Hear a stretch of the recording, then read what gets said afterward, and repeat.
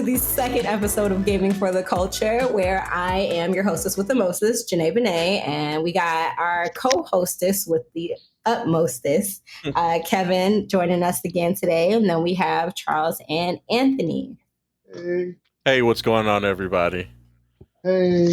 I was going to say nice save, Junae, with the hostess with the utmostest. I try my best. For the people at home, my name is Kevin Fair. I'm the CEO of I Play Games and Junae's co-host. I'm Charles NeSmith, newly minted attorney. Actually, I might have that done before May 1st because I just got paid. So, wow. My name's Anthony. People call me McCray. I am a cosplayer. I guess you can call me a gamer, although most of what I play is RPGs. And I'm also a carpenter and a jack of all trades. So yeah, just throwing that on out there.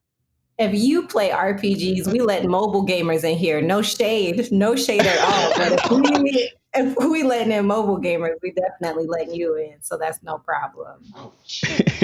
All right, so I have these lovely people on here today because our second topic is going to be about what happened in the fighting game community with, not necessarily with Low Tier God and Sero, but more so like the banning. There's been a lot of people actually getting banned between 2019 and 2020. So we definitely wanted to dive a little bit deeper inside of that. And Kevin is definitely a tournament organizer. I've ran tournaments and stuff in the past as well.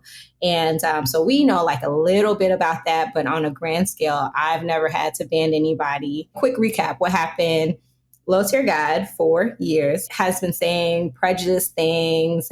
I think he's been saying homophobic and transphobic things. I think this is just the first time in a long time that it's probably been captured and released. And Sarah, who's a trans woman, was very upset about it and, was like, hey, I think I'm going to take a step back. Turns out Sarah has been saying the N-word since been, right?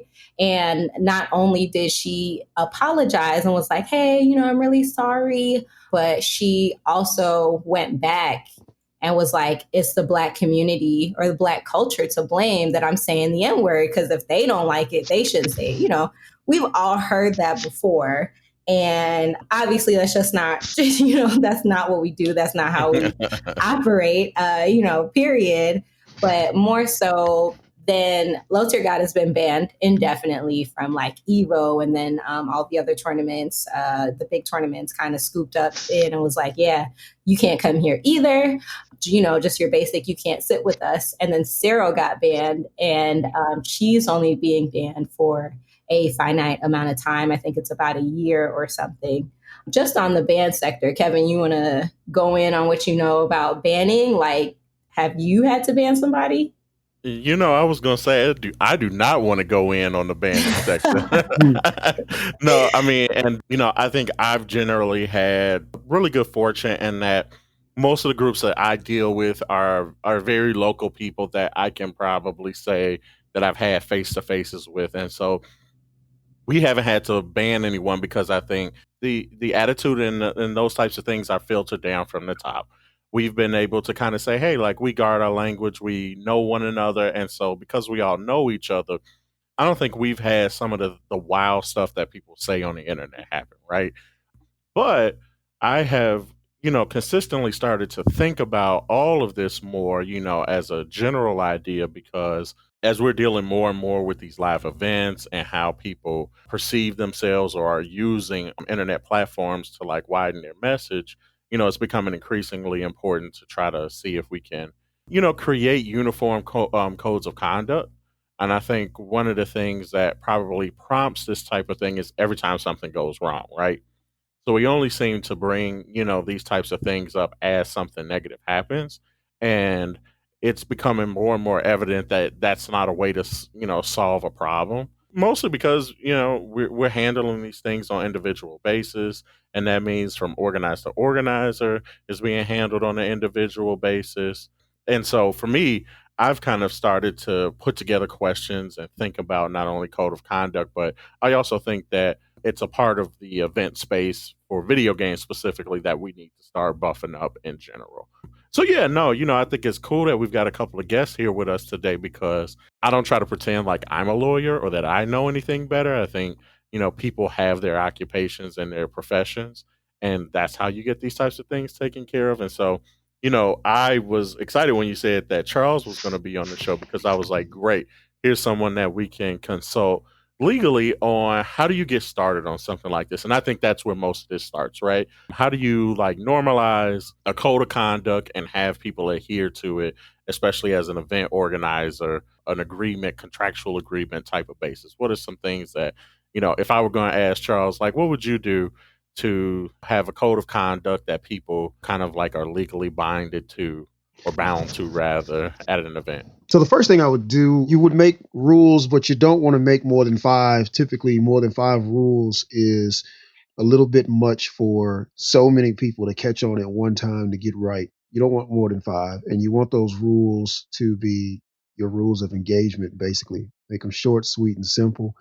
But what you want to do is make those rules where there are ways for people to not harass each other so that your forum where people are speaking to each other or interacting with each other so that it's uniform for the things that you won't allow.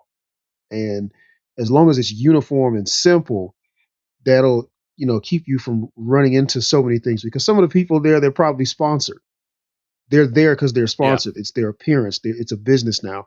At the same token, your business is also a business. So your bottom line comes just before theirs in protecting your constituents. Now, as far as banning is concerned, they don't always have a leg to stand on there because, again, it's a business. This is not something that the government's doing. It's not government action. This is somebody's business. So you're speaking from the standpoint of a business. What about the bannee? Because there has been a lot of people who have been banned for allegedly molesting people, sexual assault Sexual cases, assault, sexual harassment, assault, all of that. all of that. So with them not having their day in court to actually prove it, but going to social media court instead, where people are like, I believe you did this, or I don't believe they did this, or whatever the case is, does banning someone hurt their, I don't want to say image? Is that defamation for someone who has these alleged cases but hasn't actually been convicted? What can that person do? Do they have any rights at all to appeal it in a better way? Because, if I ban you, I personally firmly think you did something wrong, and I'm not going to try to listen to you because for the business, I want to keep all these other people safe. For it to be defamation, it would have to be something disparaging that they're saying to that person's character. And if they're a public figure, it's very hard to get that because then they'd have to, in court, they'd have to prove a lawsuit. This isn't criminal, okay? This is civil. But they'd have to prove that what's being said or what was done, it damages their reputation, but that it was malicious. And that's really hard. What happens if it's not just a person who wants to go, but a person who owns the business? Say I sell video game hair bows and I am, I'm working at these places and someone goes, you did this. Do I have more of a chance as a business instead of just an individual, or it's the same thing? Well, it's the same thing because you're in the public eye like that. You're still going to be considered a celebrity in the eyes of the court. And then again, it would have to be malicious. So if it's being said about you in rumors and you're a public figure, you're not really going to get that. Now, maybe, and this is rare, but maybe you could get to the point where somebody has ruined a definite benefit to you on a contractual basis. You see what I'm saying? That's an interference with your business contract. But then again, part of your contract probably has to deal with things that were already in place for your rules of engagement. So if you violated those, you've already kind of breached that contract in the first place. And that's a lot of sense. Yeah, and that's a lot of where, because the media is so large, forums are so large with so many people on them, the way people engage together. So people kind of miss the point of, did a government action do this? is it really libel or slander because it's not true? But then there's enough information that it could be true. But this person's a public celebrity anyway. So I see.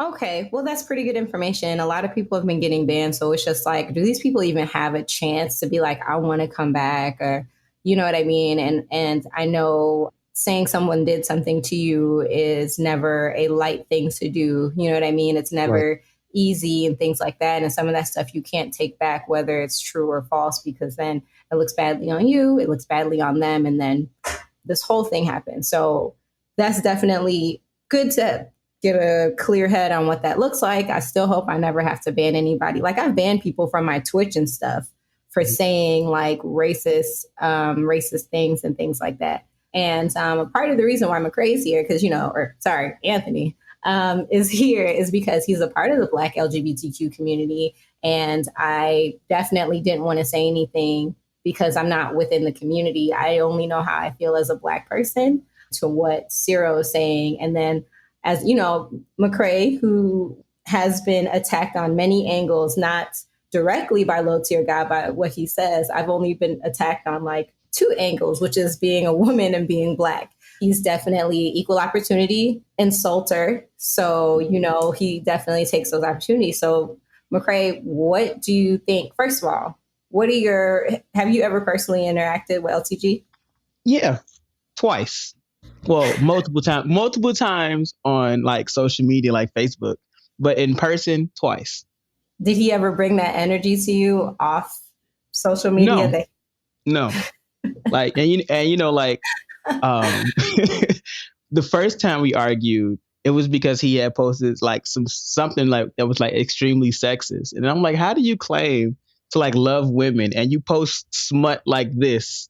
And we was arguing back and forth about it. And Melanie came up and it was just a bunch of stuff. And then like, I got frustrated. I'm like, I'm done with this conversation. And then he's like, next time I see you, it's on site. And he saw me at Frosty's and he introduced himself and everything. And he definitely did not have that same energy. He met on site for an introduction. You took it out of context. He met on site like, hey, it's your boy. I think that's interesting, right? Because I've interacted with him and he is like super mellow. You know what I mean? He just be like, hey, what's up? But online, he's aggressive, he's loud, he's opinionated. And so what's interesting is that this is the nail in the coffin. This is what got him banned. He definitely said some very hateful things and things that are weird, like he doesn't respect trans people if they don't do a certain thing and things like that. I feel like I would feel bad if I said it myself, so I didn't want to say it. Even though this podcast isn't really rated, I just feel like me as a person cannot say those things. But he was just saying these things and blah blah blah, and he only respects the other side and blah blah blah, and it was just kind of like, okay, when I saw it, I was like, here he go again, right? There was no like, oh my gosh, how could he? Because we all know that this is him. This is the energy. This is what happens. But why do you think now of all times why do you think now he's getting banned? I think he's getting banned now is because it's become a bigger issue. Like a lot of times when he says these things, nobody really picks an issue with him. They just let him say what he wants. Blasero picked an issue. Her fans picked an issue. So because like people are like, yo, you can't allow this, like that's wrong, then that's really what's really happened.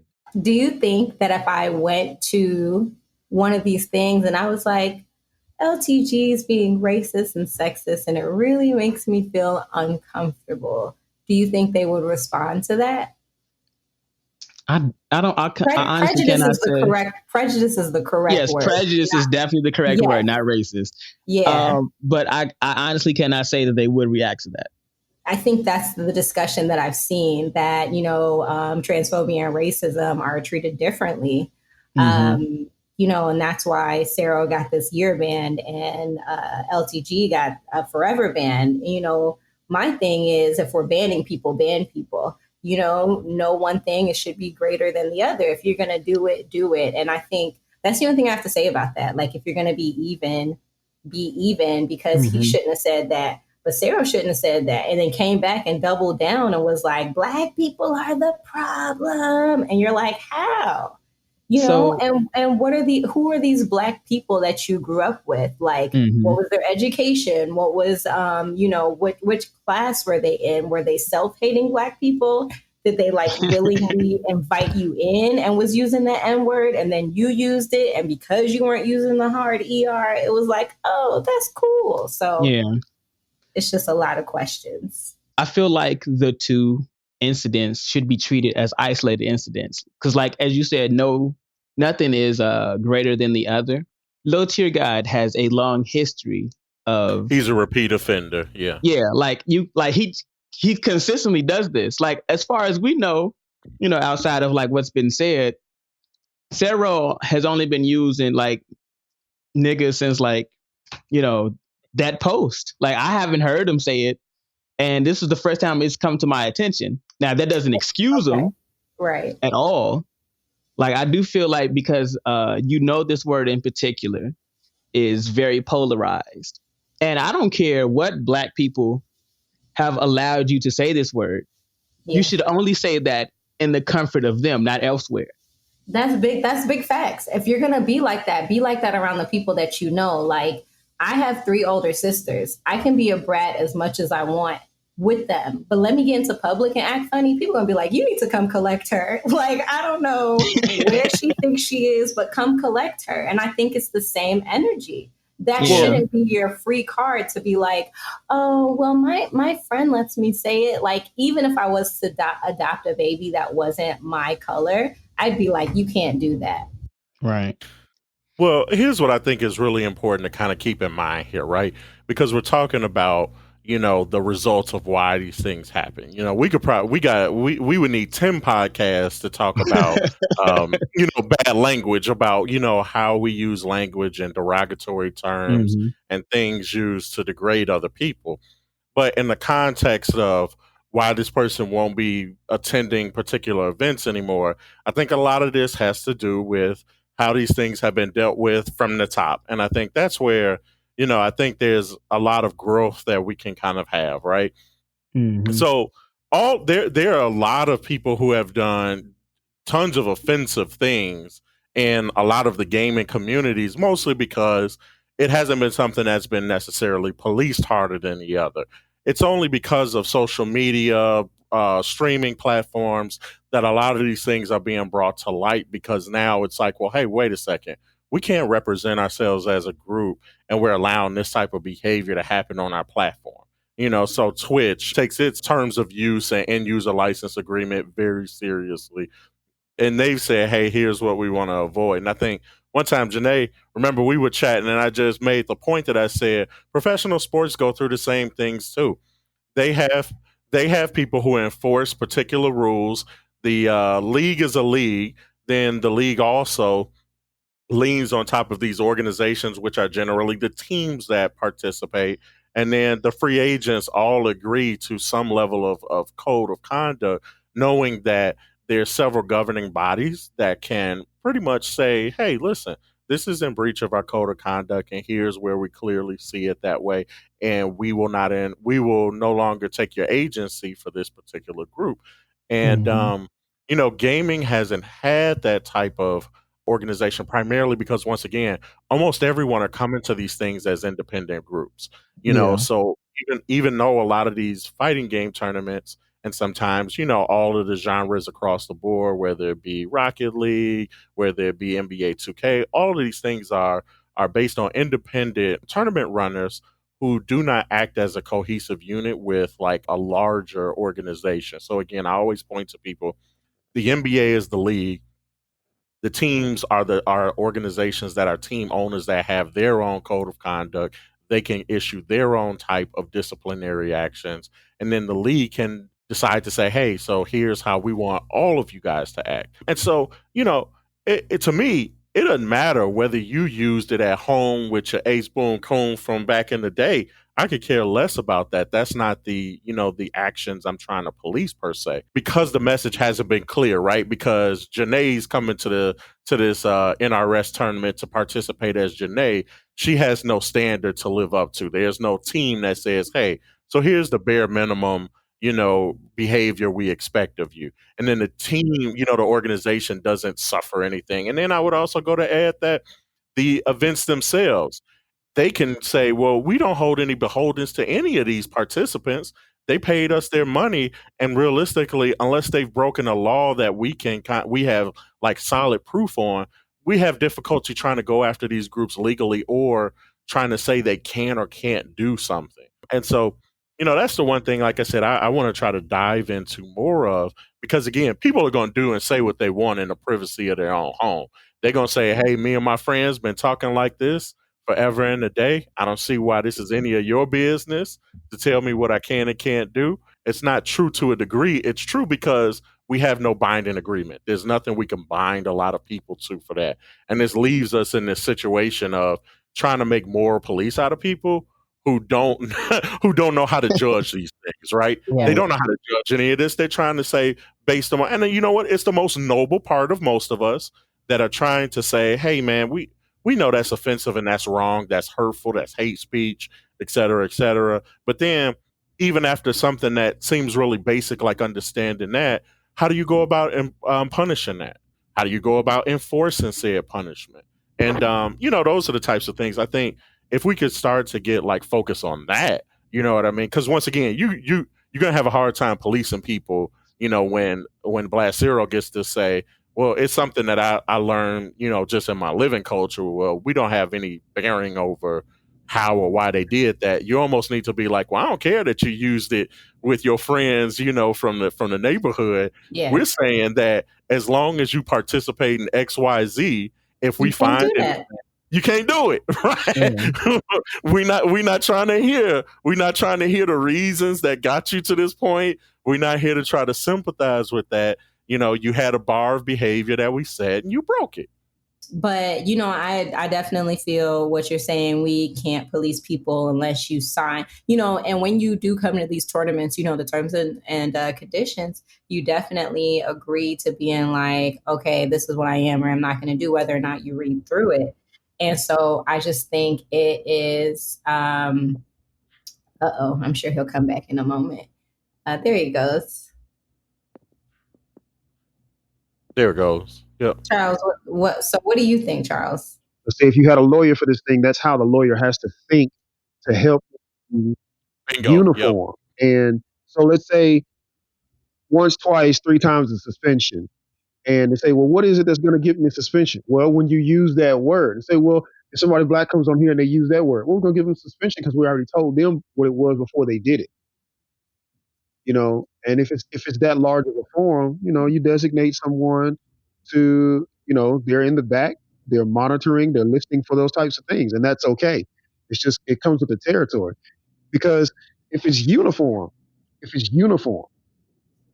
right. It's already said. You see, yeah. So then that's when it comes to the dealing between you and the people that sponsor that person, where the money's being made, to bring people in, to bring the attention to it, because that's what marketing does. It's wonderful, it's beautiful, that's what it does. But there's already an understanding there for, hey, this is how it goes. Now, when the person has their own personal thing and they say, hey, I grew up in Queens, so I can say these things.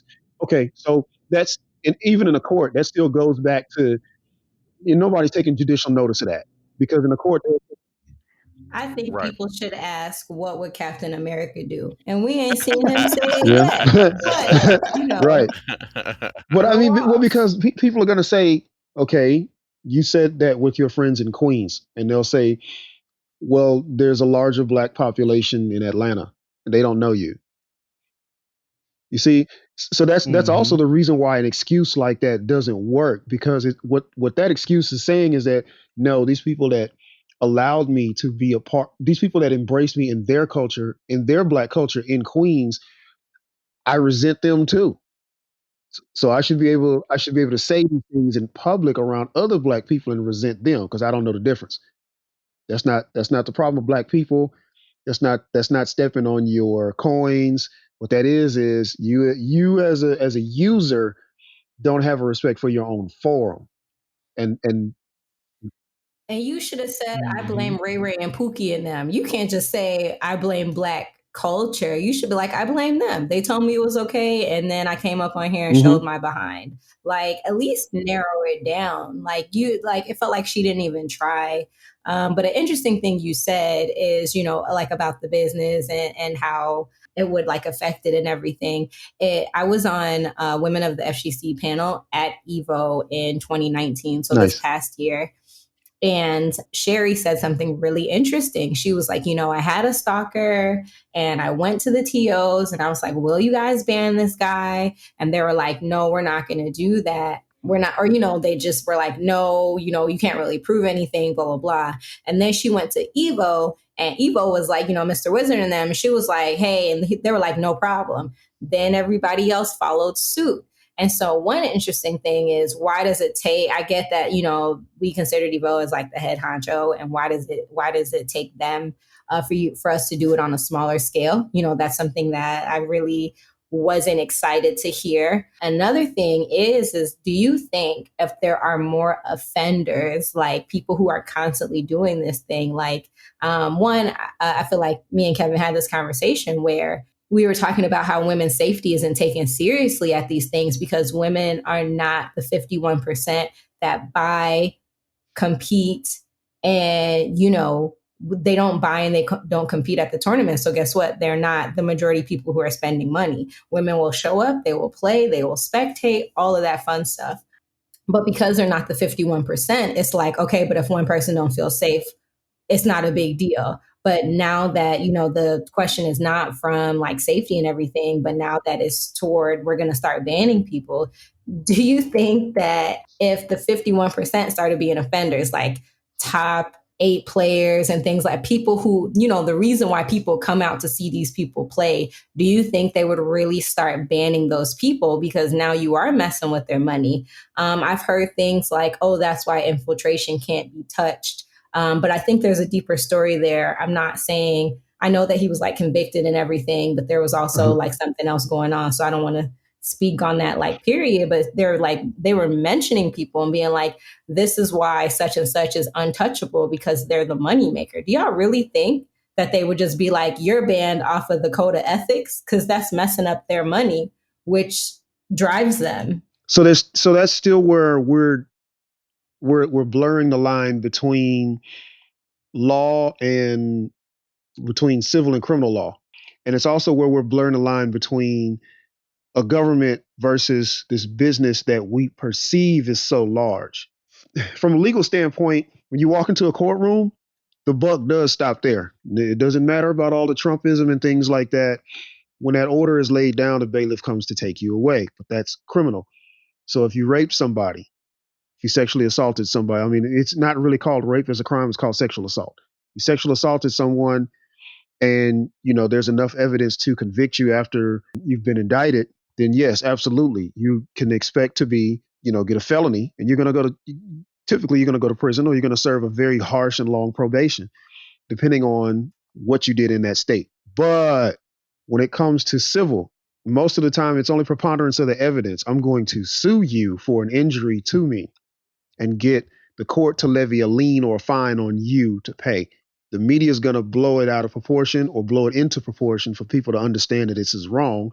And from there, it's like what you're saying now, where it's like, well, if this person is doing this and we can't get the big dog business with the marketing to say it's wrong, how does it look? How does it turn out? Well, if nobody's doing the rape kit and going after it and going to the police, then I'm sorry to say, no, it's not going to happen like that until somebody comes there. Because the whole reason you in court on a serious matter like a felony or something like that is because you're playing with somebody's life. If they go to jail, they lose part of their life. They could lose their life in jail. So are businesses then obligated to be like, you have a felony, you can't come, like a known felony? Right. No. So that's what I mean. That's what they I may mean. be. They may be obligated because they held. So let's say, gaming culture held an event at this place, and they and the place were responsible for security. Mm-hmm. Okay, so there's a negligence problem there to sue for. Not criminal on gaming culture's end, but maybe some negligence. Or they go after, or somebody, a lawyer for this person is going to go after the actual place that held the place. And then because of the contract gaming culture signed, they're going to be liable to some extent. So they're going to say, we got sued because this person got raped and our security was bad. And gaming culture owes us a little bit of money because they brought all these people here. You know what's interesting? If you guys remember what happened at Evo, I don't think that's what happened. You guys remember with the roofies and things like that? I don't think there was a lot of legalities with like Red Bull who threw the party. And then I think it was the esports arena that actually held the party. They took care of those contracts ahead of time. There's indemnity, liability, things like that. Took care of that ahead of time. And it also depends on the jurisdiction you're in too. And the reason I say that is because we all understand that rape and sexual assault, that's a pretty heinous act that oftentimes the victim is blamed for. And the reason why that's really, really messed up is because the whole idea behind this thing being a crime is the intent behind it. So this person committed a crime. That doesn't mean that the person that is the victim actually had anything to do with the crime. Can't stop crime. It's going to happen. Somebody has a guilty mind, they're going to do it. You see, or they're going to attempt it. McCray, what do you think? You had you. Look, I'm just here listening. Yeah. I don't disagree with anything that Charles said. Like, he's spot on, like, with everything. Yeah, it's crazy how you start from this one point and then it just branches out into all these other problems and things that, I think, I don't want to say esports, but specifically the FGC probably has not tackled yet. Like, I'm sure League probably has things, that are set in place for this. They have press people. They don't exactly get the training that, the NFL or the NBA gets with media, but like they have people where they're like, what questions are you going to ask them? You can't just roll up on somebody and ask questions. Right now, the FGC for me is really good content because I can just roll up on somebody and ask questions unless they're on a prestigious team that has like a thing that I need to go through. And even then, it's not as hard as me going to talk to someone who's on the Bears, So, well, see that now. I'll tell you where. So let's say somebody has a GC, which is your general counsel. That's usually your lawyer. Your GC's already helped to put those policies in place in the employment agreement with whoever's there. Even if they sign a contract and they're not an employee, I'm a celebrity. Just like Kevin was saying about NFL and things like that. I play football for this team, but I probably pay a $10.99. Okay. Well, even in that situation, in that contract, somebody's going to say, I got a disagreement because I go over here and they ask me questions. Really? Let's read that contract you signed. It's in there. And if it's not, bad on the GC. You got a lot of things coming your way. These things are so boilerplate because of all of the progress that was made just for these specific situations between the 1920s and the 1970s. Even down to when it came to women in the locker room being able to interview somebody. I remember that. You remember that? You remember that? Yep. Shout out to those women who did that. Not against the male's privacy or anything like that, but how else were they supposed to work? And then, but it also comes to when you have a celebrity who comes out about their sexuality and the whole thing behind "Don't tread on me" for not being straight. The whole thing legally behind that is nowhere in a business contract. Rarely will you find a business contract saying, I care who you sleep with. Yeah. As long as it doesn't bring disgrace to us. And people should know that, because to be homosexual, to be trans, these things are normal when it comes to human beings. They're normal.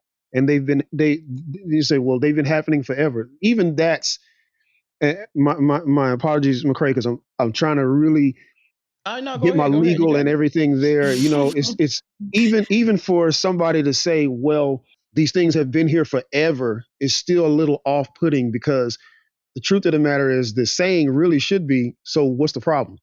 Well, this person's gay. Yeah, okay, so they're human. Yeah. Okay. So then what's the problem? Well, I don't want to buy what you're selling. Oh, well, that's a business problem. Okay. So you say, well, now I'm in here. I'm at this forum. I'm going to say these things that make my brand attractive. Well, the forum comes in and says, that's fine. We don't exactly need the attraction you bring to our brand. You need our forum to play the game today to get seen. And if you want to get seen, you'll tone it down. Well, that's how I get my fans. Well, then find another forum. Well, then I'll advertise against your forum. Okay, well, then our lawyers will see you if it's anything that debases our forum and you're messing with our coins to get our contracts with other people. Because then we have something proven that we can go to court for and say, we're suing you for this.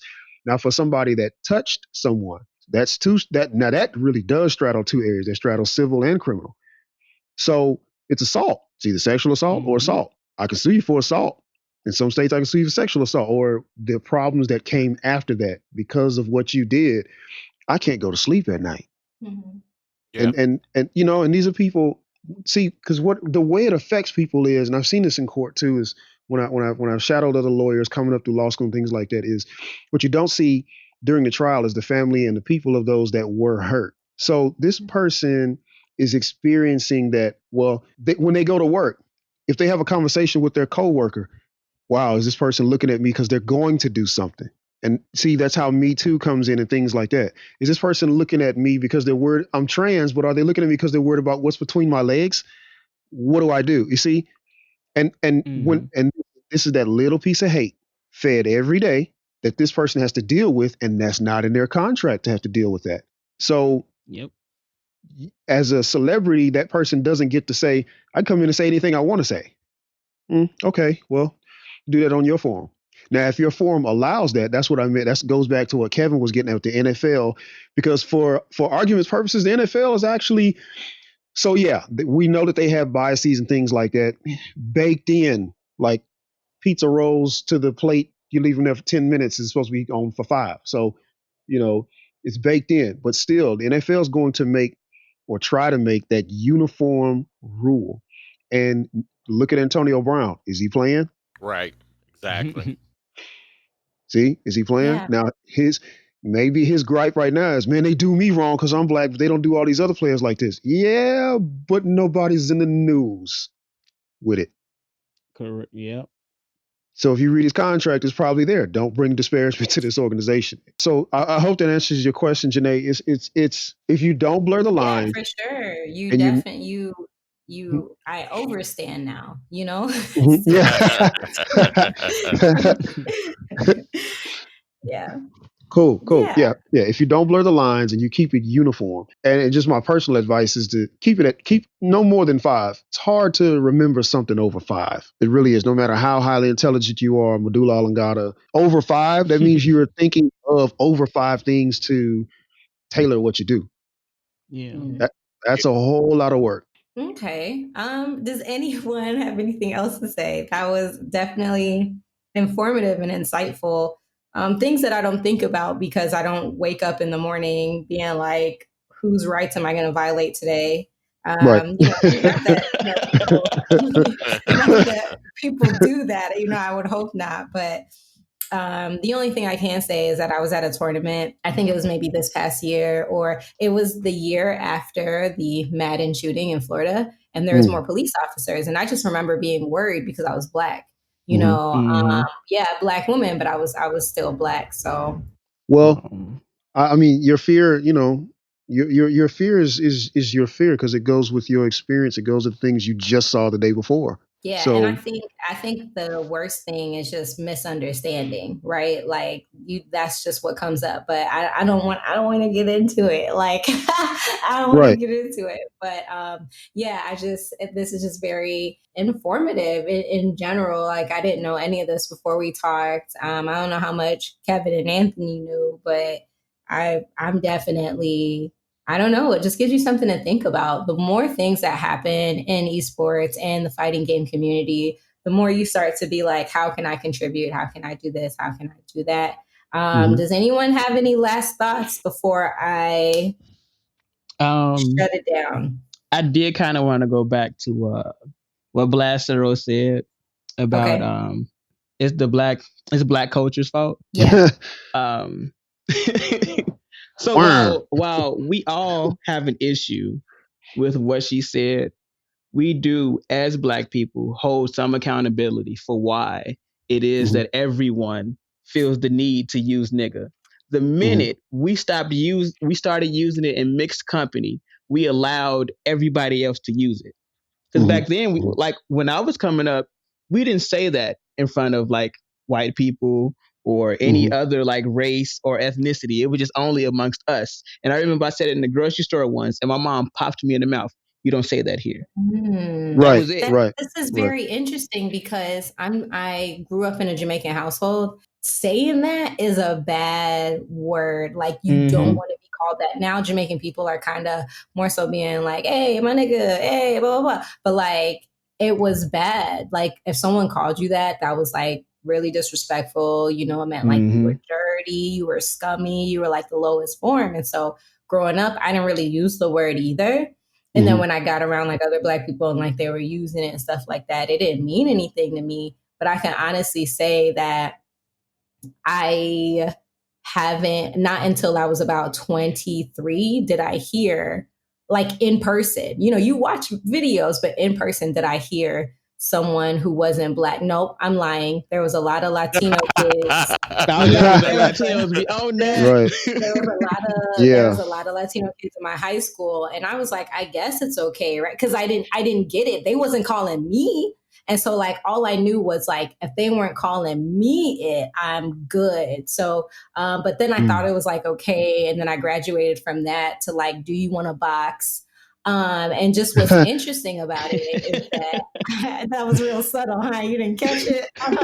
Yeah, I caught it. What's interesting is that we don't hear people using other terms. Like the other day I was watching something and I realized that Charlie was a derogatory term because I looked it up. I was like, why do they keep calling them that? You know, like me being dumb, innocent. Why do they keep calling them? And I was like, oh. And so I looked up a list, right? Because I don't want this to keep happening. I don't want someone to say something in front of me that, you know, just kind of goes over my head and I'd be like, that's not okay. So I looked up a list and I'm like, look at all these derogatory terms to pick from. And y'all stay calling people niggas as camaraderie, as this, as that. Even like Latinx people, you have your own words. Y'all can call each other and you still use the N-word like, okay, but if I walked up to you and I said something and I was like, but my novio was Guatemalan, so I get to say this, you're not going to be okay. Now, Junae, you don't have to be doing that voice like that, Junae. That's how it sounds to me. So Junae, and I think we've had commentary on this in previous episodes. Here's the thing. The N-word in a lot of ways is an incredibly complicated issue. And it's not, I can understand where you're coming from on that, McCray. And I definitely feel like in a lot of ways, my school of thought was definitely built around that, is to stop using it just so publicly in that way. And then some people are like, listen, black, white, or other, I don't use it at all. The issue here is it's not necessarily a word per se. Like it just happens to be the word for us in a lot of ways. But the reality is that once again, the word has been successfully used intergenerationally amongst black people because it's a word that says, I identify the struggle in you. The things that we struggle with back in the 30s, back in the, you know, at the turn of the 19th century or the 20th century, if I'm saying that right, are still there. You could look to your dad and say, I dealt with police brutality, and he can say, son, yes, I did too. You can look to your black mother, your sisters who will say, I'm not being treated as a symbol of beauty simply because of because I'm darker than somebody else. And and your mama could say, you know what? I went through the same thing too. It's us using the term successfully in that way because it's how we have expressed unity and camaraderie. And then I think what makes it more complicated, you add this other layer to it, is that other people know that our struggle is very much built through a lot of spoken language and word. And they're trying to connect with us in a way that they think is like, oh, well, that should be cool because I see you using it. Right. And to them, it's like, well, we didn't even y'all have been using this word for X amount of years. I thought it was how y'all expressed y'all was cool with people. And so the reason why we don't like it, if I'm going to say anything, the reason we don't like it is because we know y'all don't know how to act. You're going to use it in a way to demean and degrade over and over again. And so we've had a hard stop on that. And so the thing that I've always thought was super, super funny about this is that everybody keeps trying to figure out the rules to unlock whether or not you could use the N-word or not, instead of being like, how do we be cool with Black people and make them equals in this country so that we develop another word to express camaraderie? Like, when I want to say this is my boy, we got a new word and we ain't got to use that no more, regardless of what your skin color is. And so, like, I just find it funny when we try to go like, well, the influx of use is coming from Black culture that continues to use it, when it's just like, what's crazy? It's I don't even like being like, that's my hombre. Like, that's rude to me. That's rude. That is rude. We would have been came up with a new cool word. You know what I mean? If we didn't have to worry about, dag, am I going to be able to get a job? Or dag, I hope I'm safe after this, after police pull me over. If we didn't have to worry about some of those things, we would have been came up with a cool word that everybody can use. Right? Well, see, those would be small potatoes. Well, see, but that's the thing. We've come up with cool words like that since the moment the first chains dropped in the Bahamas and in Jamaica. Yeah, you're right. We've come up with words for that. And that's the thing is what. So Junae's seen me rant about this before. I'm gonna make it real quick without a lot of legalese. It took me a little bit before law school to understand how this worked. And the huge issue with that, and this is how sick racism is, okay, against what we call Black people, is that, first of all, we literally, from Canada to Argentina, we are an ethnicity, but we're not an ethnicity that existed in Africa, because Africa is a continent. We're made up of all of them, plus whatever we ran into accidentally or otherwise here. And as such, we're an ethnicity. We're a diverse one, but we are an ethnicity. So a lot of those people that say, well, I can say it because I'm identifying with y'all and I see your struggle even though I'm not Black. Well, the problem with that is they still haven't correctly respected our ethnicity. They look at it like, well, most of you speak English. Everybody want to be Black until they, you know what I mean? Like, everybody want to be Black until it's a free jungle. And that's what I'm saying. We literally, and I'm not getting into any ADOS type stuff. I'm saying we literally are, and we're an ethnicity of the diaspora that didn't exist over there. We were made over here out of all of those ethnicities. Because even some of those ethnicities kind of, they see things that they're related to us, and then they see things that are foreign, and it's like, why is that foreign? It was because this person's other ancestor from the same continent was from Ghana, not from Cameroon. They are very far from each other. Can I tell y'all something? Don't laugh at me. I'm already laughing. Right. I did not see my first for real light-skinned person until like in person. Until I met Kevin. Until college. And my roommate was peanut butter color. But I was like, you're light skinned. And she was like, Junae, no, I'm not. And I was like, yes, you are. Like, I don't, you. And she was like, no, she's light skinned. He's light skinned.